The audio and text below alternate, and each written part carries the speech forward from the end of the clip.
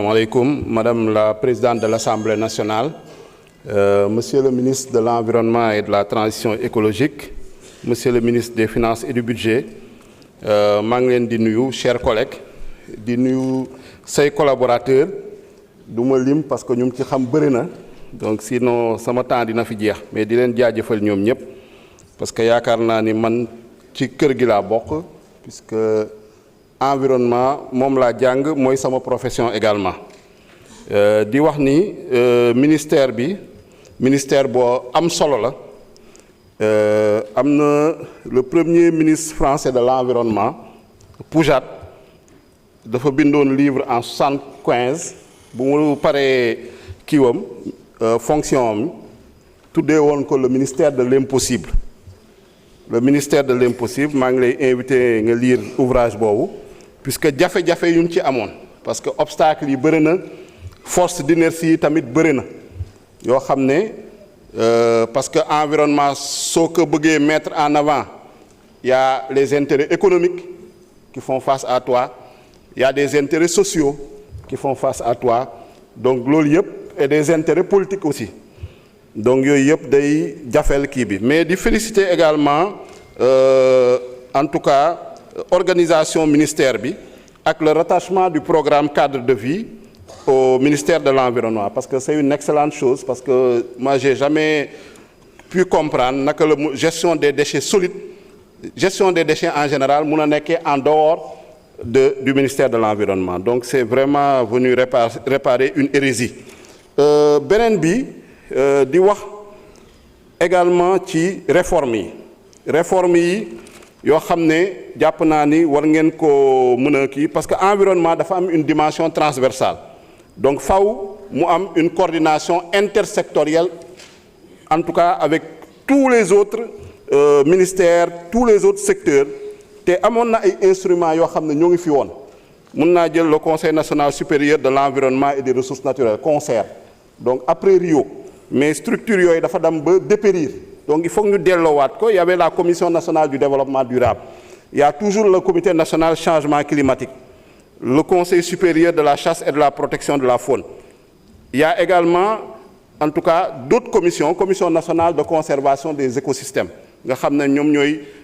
saytu ci déclassement yi yooyu yëpp dafa jar ñu doole leen ñooñu tam am budget parce que en général le problème qu'on voit c'est que budgétairement commission yooyu wala cadre de concertation yi souvent duñ leen jël en charge en tout cas lu ci ëpp may wax également ci loi yi code de l'environnement voté woon nañ ko fi il y a 2 ans 3 ans nous on avait fait plusieurs amendements à l'époque une vingtaine d'amendements bëgg nañ ñu prendre en considération ces amendements ñu renforcer le code de l'environnement réviser waat ko gën ko renforcer waat le projet de loi sur le littoral bëgg naa xam fan ngeen ci toll également parce que ça fait plus d'une dizaine d'années on en parle mais les menaces sont sur le littoral changement climatique mais ba léegi sottiwul code de la chasse et de la protection de la faune depuis 86 donc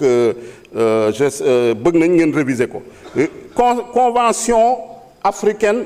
de Maputo révisée sur la conservation de la nature et des ressources naturelles depuis 2003 Sénégal signé na ko en janvier 2004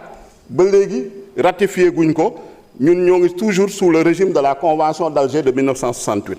le projet de loi sur le climat également loolu ñoo ngi gërëm la direction des changements climatiques nga xam ne associé nañ ci loolu tam bëgg nañ vraiment mu avancer et également la création de fonds au sein de l'environnement parce que environnement il faut que quand même financement bi ñu wut ay ressources te financement boobu il faut que ñu créer des fonds dédiés en tout cas à tous les secteurs di wax également sur la question des évaluations environnementales monsieur le ministre la mise en œuvre des plans de gestion environnementale et sociale comment faire en sorte pour autonomiser en tout cas cette mise en œuvre des plans de gestion environnementale et sociale et le suivi environnemental urgence environnement le centre des urgences environnementales avec le numéro 1221 ça fonctionne mais war ngeen ko gën a dooleel quels moyens ak quelle stratégie et ensuite COP 30 bi aussi jóge ngeen fa yan résultats ngeen fa jëlee pour le Sénégal loolu tam bëggoon nañ ko xam et ensuite les différents corps et cadres des fonctionnaires de l'environnement par exemple au niveau de la direction de l'environnement donc ak yeneen direction yi donc il faut vraiment que ces corps-là et ces cadres soient renforcés parce qu'il y a beaucoup trop de contractuels dans le secteur de l'environnement il faut que vraiment mu am un statut et vraiment protection sociale. Je vous remercie, Monsieur le ministre. Merci beaucoup, Monsieur le Président. Chers collègues, la liste des orateurs est épuisée. Nous allons devoir enchaîner avec le ministre. Monsieur le ministre de l'Environnement et de la Transition écologique, vous avez la parole pour 45 minutes de réponse.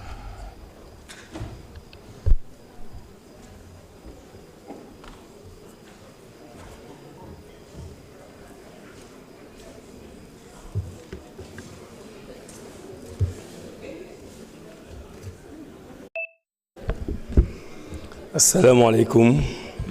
Bonsoir à tous.